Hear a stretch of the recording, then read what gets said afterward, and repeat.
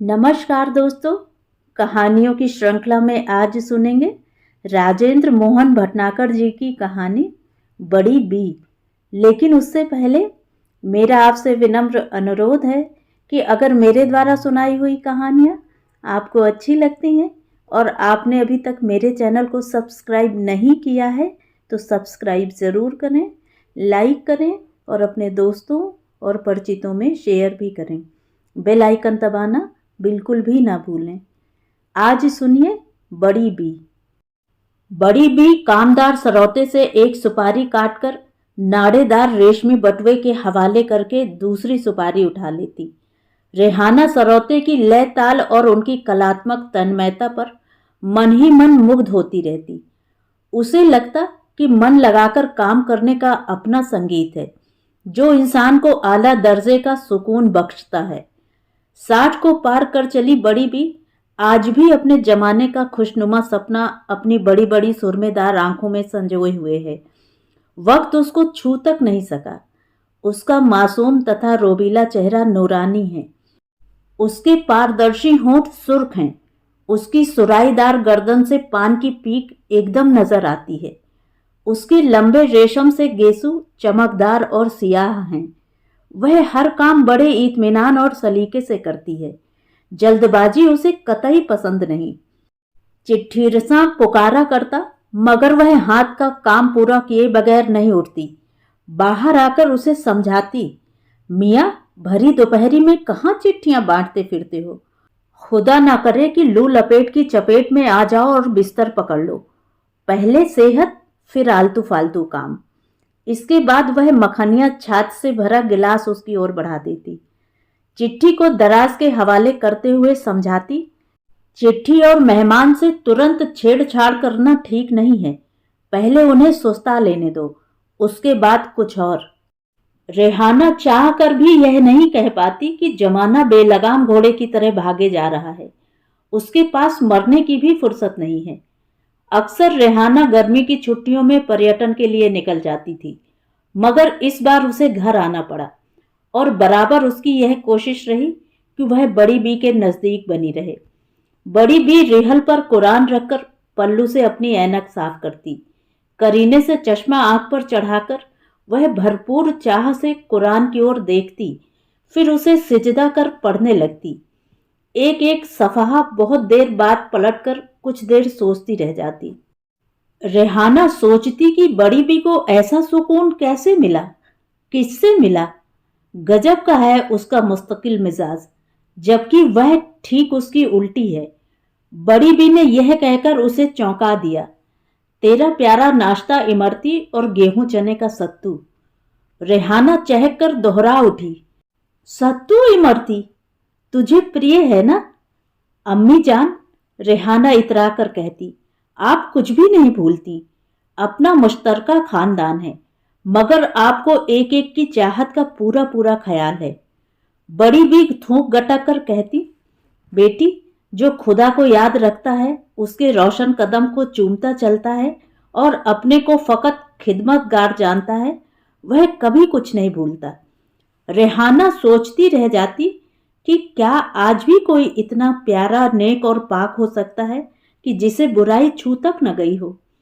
रेहाना को लगा कि यह मौका मौजू है, वह अपनी बात छेड़ सकती है, मगर वह अपने रुखसार पर झुक आई लट को पीछे ढकेलकर इतना कहकर रह गई, अम्मी जान। बड़ी भी उसे अपने पास खींचकर उसका सिर अपनी गोदी में ले लेती और अपनी लंबी पतली उंगलियों से उसका सिर सहलाने लगती। रेहाना में धीरे धीरे बचपन उतरने लगता। वह बच्ची हो जाती। उसकी देह हल्की होने लगती। उसकी पलकें भारी हो जाती। क्या अम्मी की गोद इतनी प्यारी होती है? वह कुछ नहीं कह पाती, सो जाती। बड़ी भी चुपके से उठकर खड़ी हो जाती और सम्मोहित सी होकर उसको देखती रह जाती। कितनी प्यारी लाडो है मेरी बच्ची, मन ही मन कहती हुई वह बाहर आ जाती। आसमान तारों की हाट लगा बैठता। रेहाना का मन कहीं नहीं लगता तो वह सप्त तारा मंडल तलाशने लगती। तभी पद आहट होती। रेहाना चौंक कर मुड़ती और बड़ी बी को सामने पाती। वह रेशमी गरारे कुर्ते में थी ऊपर आसमानी रंग का दुपट्टा लिए थी। वह कहती, कल तू चली जाएगी। हाँ अम्मी, रेहाना धीरे से कहती और चिक गिराकर आगे बढ़ जाती। उसका मन भारी हो जाता। वह क्या सोचकर आई थी और भीगी बिल्ली बनकर रह गई।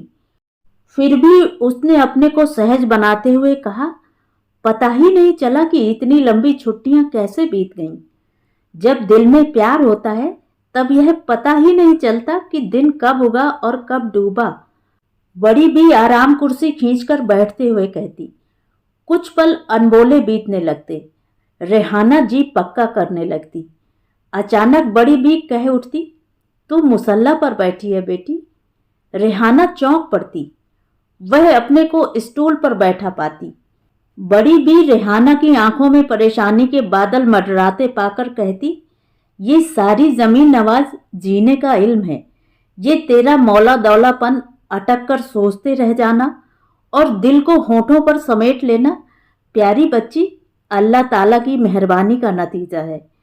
मुझे कुछ नहीं पता अम्मी। जिसे कुछ नहीं पता मेरी बच्ची, उसे ही सब कुछ पता होता है। उसी के लिए ही सारी जमीन मुसल्ला होती है। वही नेक पाक होता है, वही मोमिन भी। बड़ी बी ने पानदान उठाकर मेज पर रखते हुए कहा। रेहाना कहीं और जा खोई। वह कुछ बोली नहीं। बड़ी भी कह उठी, ये सारी जमीन खुदा का पैगाम है। हम अब उसी पैगाम के हर्फ हैं, हिज्जे हैं और जुमले हैं। किताब इनसे ही बनती है, तस्वीर इनसे ही उभरती है। एक उम्र होती है, हमारी भी थी, जब किताब सामने होती थी और हर्फ तस्वीर बनाने लगते थे। तस्वीर गुनगुना उठती थी और आंखें सामना करने से कतराने लगती थी। क्या तू भी मेरी बच्ची? रेहाना के पांव तले से जमीन खिसकने लगी। उसने जोर से नगमों को मुट्ठी में भींच लिया और आंखें शुतुरमुर्ग की तरह फर्श पर गड़ा लीं। हर जिंदगी का एक सपना होता है। सपना अल्लाह ताला का पैगाम होता है। सच अम्मी, सपने बुनने वाले किसी से डरते नहीं, और जो डरते हैं वे सपना नहीं, सपने का वहम बुनते हैं। वहम बुनना खुद को धोखा देना है। बड़ी भी चिक के अंदर आती ध्वनि को महसूस करते हुए कहती। रेहाना की आंखें सुन रही थी, कान चिलमन गिराकर मौन थे। बड़ी भी भारी मन से कहने लगती, आज सपने कहाँ हैं? सपने होते तो दुनिया इतनी काली नहीं होती, न इतनी परेशान। सपने तो जमी के पंख हैं। क्या तू ऐसा महसूस करती है मेरी बच्ची? रेहाना की देह में झुनझुनी दौड़ जाती। वह थूक गटक कर रह जाती। बड़ी बी की निगाहें बहुत भीतर उतरकर उसको पकड़ लेना चाहती। उसकी ताम्रवर्णीय देह बुत बनकर रह जाती। बड़ी बी गीले कपड़े में लिपटे पानों से एक पान निकालती, उसे घुटने पर रखकर बाकी पान उसी गीले कपड़े के हवाले कर देती। उस पान को करीने से साफ करती हुई कहने लगती, मर्द हमेशा सपने खरीदने की जुगाड़ में रहता है। वह खरीदे हुए सपनों से अपनी जिंदगी को रोशन करने की हसरत रखता है, जबकि उसका कोई सपना नहीं होता सिवा दूसरों के सपनों से अपने को माला माल बनाए रखने के। बमुश्किल ही कोई सपना उसका नसीब बन पाता है। अक्सर मछली उसके चुग्गे पर निगाहें गड़ाए रह जाती है, उसके जाल पर नहीं। रेहाना में सुगबुगाहट हुई। उसके सुर्ख होठों पर मेमने का सकलाती दिल जोर जोर से धड़धड़ा उठा। उसने सुबुक दस्ती से पानदान अपनी ओर खींचकर कहा, अम्मी जान, पान हमें दीजिए, पान हम बनाएंगे। बड़ी बी ने उसके सरकते दुपट्टे की ओर आंख भर देखा और पाया कि वह दुपट्टे को अदब से उसकी इस हरकत के लिए आंख दिखला रही है। बड़ी बी कह रही थी, अब तो हमसे 1 इंच ऊपर निकल गई है। रेहाना के हाथ में थमा पान का पत्ता कांप जाता। बड़ी बी की आंखें कह उठी, अब तू राजदां बन सकती है। हम भी कभी तेरी उम्र से गुजरे थे। तब हमारी आंखों में नाजो अदा की हसरतें मचलती थी और दिल दरियाई मोड़ बन जाता था। हाय रे किस्मत, तब हमारा कोई राजदां नहीं बन सका। कहानी कुल बुलाई, होठों के पंखों ने हवा भरी। बड़ी भी खामोशी भरी निगाहों से कह उठी, हमारे लिए आला दर्जे के खानदानों से रिश्ते आने लगे। उनके खानदानों के खुलासे होने लगे। इसमें कोई शक नहीं कि हम बड़े लाड़ प्यार से पले, मगर हमें जुबान खोलने का हक कभी नहीं मिला। कहानी पथरा गई, चुप्पी की सांस घुटने लगी। बड़ी भी कहीं दूर से बोलने लगी, तुम्हारे दादा सदर आला थे, गजब का था उनका रुतबा, खौफ खाते थे लोग उनसे। अल्लाह ताला का दिया हवेली में सब कुछ था, गाड़ी घोड़ा झाड़ फानूस कीमती गलीचे नौकर चाकर, मगर उस बड़ी हवेली में हम 3 जने थे और तीनों अपने अपने में कैद। हम बात करने को तरसते थे, मर्दों का आना जाना बैठक तक था। जब तक रेशमा नरगिस आ जाया करती थी तब कुछ देर के लिए दिल की बदलियां उमड़ घुमड़ लिया करती थीं।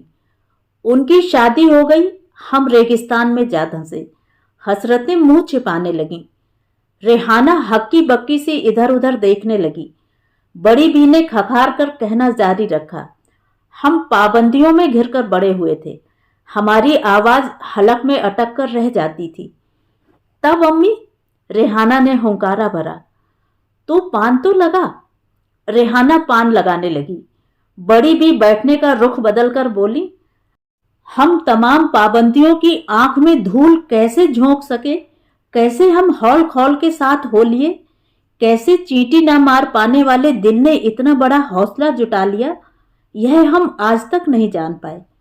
अब बड़ी बी के होंठ हिल रहे थे मगर आवाज गायब थी। वह बेवजह अपने पल्लू को संभालने लगी थी। वह उलझे धागों को सुलझाते हुए कहने लगी, शौकत मियां हमारे दिल के दरवाजे पर दस्तक दे बैठा और हम इनकार न कर सके। वह मामूली खानदान से था। उसके अब्बा लोहा कूटते थे। जाहिर था कि हमारे अब्बा हुजूर को वह रिश्ता फूटी आंखों नहीं सुहाता और हम शौकत मियां के बगैर जिंदा नहीं रह सकते थे। रास्ता तिलस्मी मोड़ पर आकर रुकने लगा तो रेहाना की सांसों में हड़कंप होने लगी। बड़ी बी ने आहिस्ता से कहा, हम भाग गए। रेहाना के काटो तो खून नहीं, उसकी जुबान तालू से जा चिपकी। उसके अब्बा तो हैदर अली हैं, फिर शौकत मियां, कहीं शौकत मियां ही हैदर अली तो नहीं है। उसकी समझ कला मंडी खाने लगी। बड़ी भी शांत थी, फिर बोली, हमारी अम्मी यह सदमा बर्दाश्त नहीं कर सकी और खुदा को प्यारी हो गई। रेहाना के हाथ से पान की डंडी छूटकर उसकी सिलवार से जा टकराई। उसे लगा कि शिकार हाथ न आने की शिकस्त से बौखलाकर किसी शिकारी ने जंगल में अंधाधुंध गोलियां चला दी हों और उसकी वजह से सारा जंगल एक साथ बदहवास होकर चीख पड़ा हो। रेहाना अपनी अम्मी जान को बगैर देखे ही यह महसूस कर रही थी कि परछाइयां बोल सकती हैं। उसे लगा कि बड़ी बी ने ऐनक उतारी, उसे हथेलियों से मसला और फिर उसे मगरमच्छ की तरफ फेंक दिया। बड़ी बी ने गिलौरी उठाई, उसे मुंह में दबाया, फिर बटुए में से छालियां निकालकर मुंह के हवाले की। धीरे से कहने लगी, शुरू शुरू में शौकत मियां ने हमें सिर आंखों पर रखा, पर बहुत जल्द उसके तेवरों में बल पड़ने लगे। वह हमें अपने अब्बू से रुपया मंगाने के लिए तंग करने लगा। आखिर हम अपने वालिदैन की इकलौती संतान जो ठहरे, फिर वह रुपया पैसा किसके लिए है? मगर हम नहीं समझे, नहीं माने। वह हमें खरी खोटी सुनाने लगा, मारने कूटने लगा। कभी कभी हमें चुटिया पकड़कर नीचे गिरा लेता, फिर जूतियों से धुनाई करता। उसके सिर पर कर्ज हो गया था। औरत का खसम मर्द और मर्द का खसम कर्ज। एकदम निखट्टू था वह। उसकी निगाह हमारे अब्बा की दौलत पर थी। कहानी सुस्ताने लगी तो रेहाना टोक बैठी, फिर अम्मी, एक रात वह हमारे पास पराए मर्द को लाकर बोला, मुझे पैसा चाहिए, वह चाहे तो अपने बाप से मंगा या अपने तन को कुटवा कर दे। हम पगला गए, पराए मर्द को बर्दाश्त नहीं कर सके। वह हम पर टूटा और हम आपा खो बैठे। भागकर दीवार से सर माथा फोड़ते रहे। लहू का फव्वारा फूट पड़ा। कहानी चीख पड़ी। बड़ी भी ने हाफी पर कब्जा करते हुए गमगीन होकर कहा, जब हमें होश आया तब हमारे सामने पराया मर्द खड़ा था। हम फपक पड़े, सोच गए यह क्या हुआ, हम रखैल हो गए या रंडी। जैसे हमने उठना चाहा वह बोल पड़ा, हकीम साहिब ने उठने की सख्त मुमानियत की है। हमने नफरत से आंखें फेर ली, सोच गए गले में फंदा डालकर लटक जाएंगे। वह बोला, शौकत मियां भाग चुका था और तुम जमीन पर बेहोश पड़ी थी, खून बह रहा था, तो पड़ा रहने देते, मर जाते। काश हम अल्लाह ताला के सामने सिजदा न किए होते तो शायद यह मुमकिन हो जाता। हम जीना नहीं चाहते, मरना जीना तो रब के हाथ में है। तुमने अपनी ओर से मरने में कोई कसर नहीं छोड़ी थी। पिछले जुमे की रात को यह हादसा घटा था। तो बड़ी बी ने उन फफोलों को फूटता हुआ महसूस करते हुए कहा। उसमें पीड़ा कसमसाई। वह बोला, आपको रब की कसम, ना कुछ सोचना ना बोलना। हमें आपकी दास्तान की मालूमात है। खुदा के वास्ते अपने सेहतमंद होने तक हम पर शक नहीं करना। आप हमारे लिए उस रब की अमानत हैं। उसने हाथ छत की ओर उठा लिए थे। वह जा चुका था। दिन गुजरने लगे। हम उठने बैठने लायक हुए। वह समझाता रहा, यह जिंदगी अल्लाह के बंदों की खिदमत के वास्ते है। हमने उसे झिड़क दिया और कहा, हमें मत समझाओ, खुदा नहीं होता। आप गुस्सा नहीं करें। आप जब हुक्म करेंगी हम तब आपको आपके अब्बा हुजूर के पास छोड़ आएंगे। शौकत खौफ खाकर भागा है, अब नहीं लौटेगा। बड़ी भी आगे कुछ कहती कि दरवाजे पर दस्तक हुई। रेहाना से उठना नहीं बन सका। बड़ी भी उठी और बाहर चली गई। रेहाना सोच के मरोड़ को लिए कुलबुलाती रही। उसके लिए रब के बाद उसकी अम्मी जान थी। अब कौन है उसके अब्बा जान? अचानक उसका ध्यान अपने गिरे हुए आंचल पर गया। वह संभल गई। एक और शौकत मियां उसके सामने आ खड़ा हुआ। वह कह रहा था, अब हम खुद इख्तियार हैं। वालिदैन राजी खुशी मान जाएं तो ठीक, वरना हमें उन्हें अपने बालिग होने का सबूत देना होगा। दरवाजा फिर चरमराया। रेहाना ने अपना दुपट्टा सहेज लिया। बड़ी भी थी। चेहरे पर शिकन नहीं, मन में मलाल नहीं। वह कुर्सी पर बैठते हुए कहने लगी, घर हम क्या मुंह लेकर लौटते। पहले क्या कम अपने अब्बा हुजूर की थूकम फजीयत कराई है, जो अब हम उनके बचे खुचे वजूद पर मिट्टी डालते। वह आए दिन हमें छोड़ आने की बात दोहराने लगे। एक दिन हमने घबराकर कह डाला, हम अपने अब्बा हुजूर के पास नहीं जा सकते। खौफ नहीं, आखिर वे तुम्हारे अब्बा हैं, तुम उनके कलेजे का टुकड़ा हो। मेहरबानी करके यह जिक्र ना करें। तो कुछ तो करना होगा। ये दुनिया अब उतनी अच्छी जगह नहीं रही है। अभी आपकी उम्र ही क्या है? हम समझ गए मियां। क्या समझे? हम आप पर और भार नहीं बनेंगे। तो क्या करेंगी आप? कुछ भी। कुछ क्या? हम चीन की दीवार के सामने आ खड़े हुए। सोच सलीब के हवाले होकर रह गई। एक दिन वह बोला, निकाह करोगी? हम चीख पड़े और बोले, कदापि नहीं। आईने के सामने आते तो हम बदहवास हो हाँफ उठते। आखिर जाना तो था ही। हम ठीक भी हो चले थे। घाव भर चला था। हम कह बैठे, अब हमें जाना चाहिए। कहाँ जाएंगी? कहाँ जाएं? आप बताएं, हम कहाँ जाएं? हमें कुछ नहीं सूझता, मगर जाना तो लाजमी है मियां। हर मर्द शौकत नहीं होता। हमारे मशवरे पर गौर कीजिए। निकाह कदापि नहीं, यही एकमात्र रास्ता है। कौन करेगा निकाह? हम करेंगे। हमारा यकीन कीजिए। हम अल्लाह ताला को हाजिर नाजिर जानकर वादा करते हैं कि बस चुप करो मियां। सोच लीजिए, वरना आपको अपने अब्बा हुजूर के पास लौटना होगा। यह शब्द हमें काटता है। हम इस मनहूस शब्द को छोड़ देंगे। कहाँ जाएंगे? जहां इसका आपको ख्याल भी ना आ सके। हमने गौर से देखा, वह नमाजी इंसान कुरान पाक लगा। पूछा, कब? परसों जुमा है, ठीक रहेगा। हम कुछ नहीं बोले। वह चुपचाप उठकर चला गया। फिर रेहाना से नहीं रहा गया। वह पूछ बैठी। वह शहर छोड़ दिया और निकाह वह भी हो गया। वे बोले, मोहब्बत खुदा का इल्हाम है। यह तोहफा उनको नसीब होता है जिनको वह बेइंतहा प्यार करता है। अब तक हम उनको जान चुके थे। वह खुदा की इबादत से हमारे दिलो दिमाग पर छा गए थे। वह कहते थे, बेगम, मोहब्बत तो निकाह के बाद भी हो सकती है। हम क्या जवाब देते? सिजदा करके रह जाते थे।